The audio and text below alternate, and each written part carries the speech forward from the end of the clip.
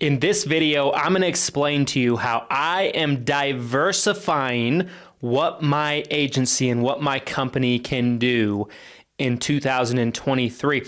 And I'm going to explain to you why we've waited until this point to really put as much focus into these things that we're going to be talking about. I'm going to explain to you why you should not necessarily copy me in doing what I'm going to be talking about doing in this video.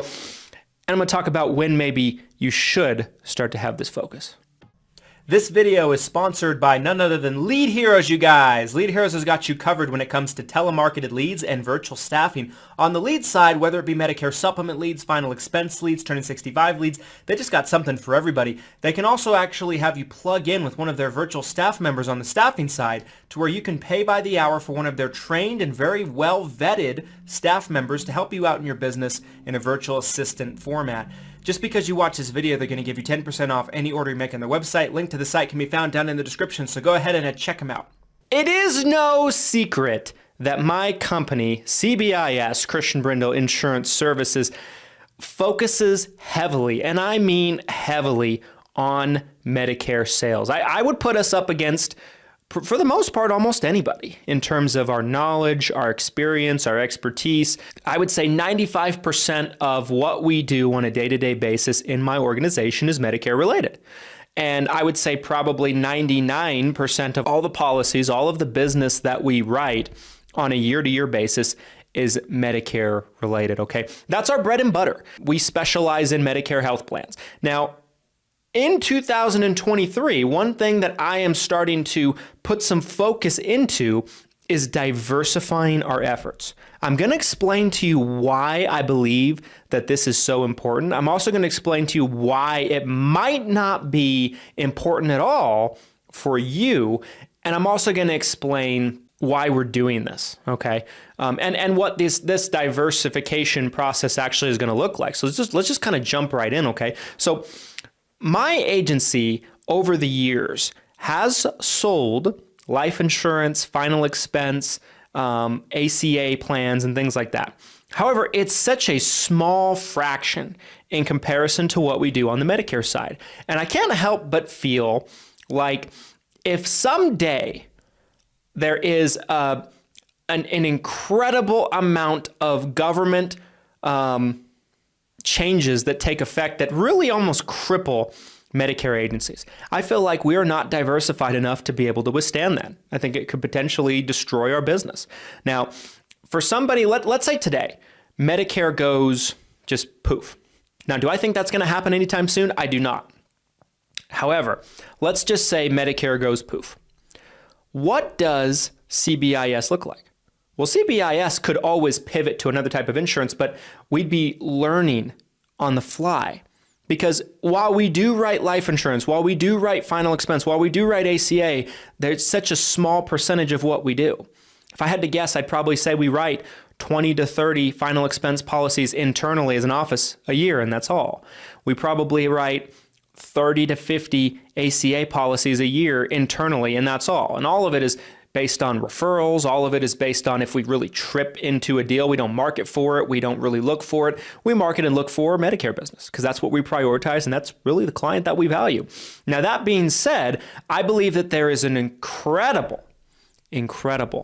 opportunity right now that will not last forever in the under 65 health insurance space. And there has been for some time. Let's just put that out there.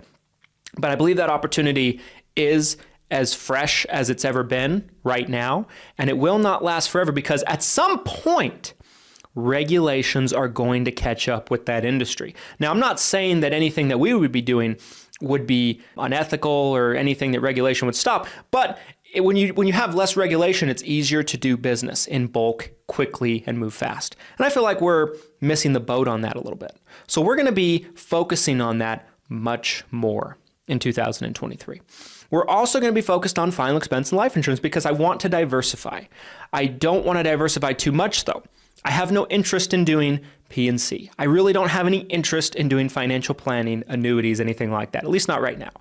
We are going to focus on keeping afloat what we do on the Medicare side, but adding stronger focuses for cross-selling, final expense, and life insurance, and putting a little bit more effort out there in terms of marketing for ACA. Now, how are we going to be doing this? Well, I have done plenty of ACA applications before. I've done plenty of final expense applications before in my career, but I don't feel like I am nearly as proficient as I am when it comes to Medicare. And these are things I want to teach you guys on how to be better at on this channel and on our platforms. I want to help you guys build a true insurance business. And I feel like all three of these products, when it comes to Medicare, ACA, and final expense and life insurance, they all relate to each other. They all tie together, and it makes so much sense to be offering them and doing them at a great volume together in your business. I do believe that, okay? And for me, my level of experience is not near in those other two areas where it is on Medicare. It's just not. I am a Swami when it comes to Medicare. I am an encyclopedia when it comes to Medicare. I have personally written thousands of policies with my own pen when it comes to Medicare. I can't say the same on those other two. And so I'm going to be putting some effort, a small amount of effort, every single week on my own docket. The plan is right now is I'm going to attempt to spend one day a week prospecting and setting up and stacking appointments for that day for these two items. So that way I can increase my own production, I can increase my own experience, and I can deliver to you guys what I'm learning as I go. And I can be able to be a more diversified and a more flexible teacher and mentor when it comes to teaching insurance agents on how to really control their own future.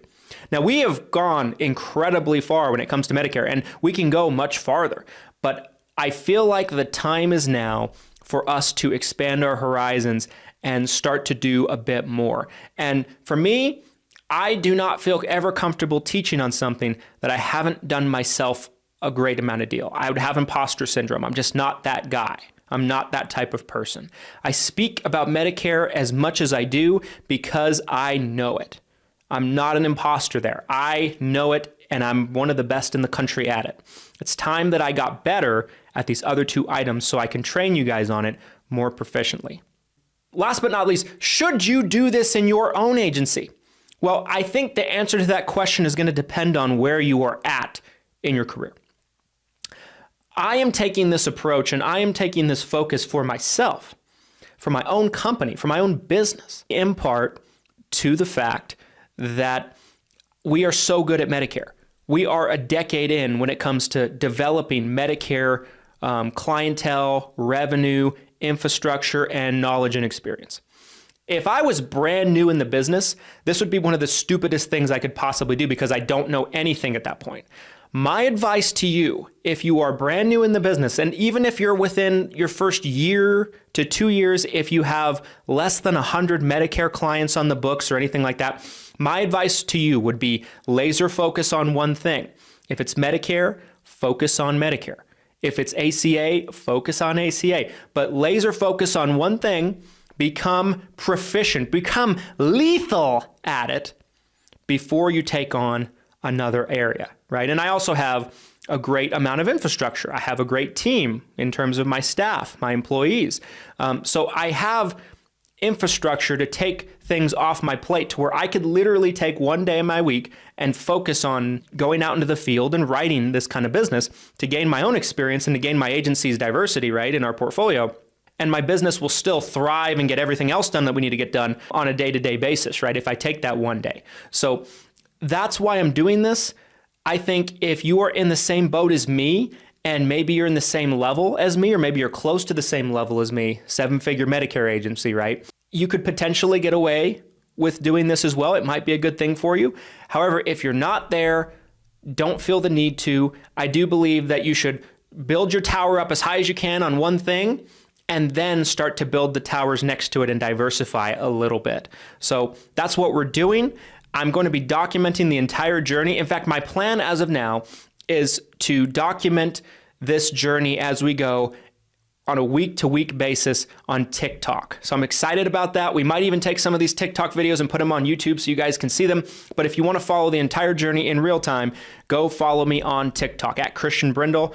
And looking forward to it, guys. Oh, and if you guys enjoyed this video, if you agree with me, I'd love to have a dialogue in the comment section. Like, subscribe, comment, and we'll see you next time, guys. Look forward to bringing you this new diversified content. See you later. Talk to you soon.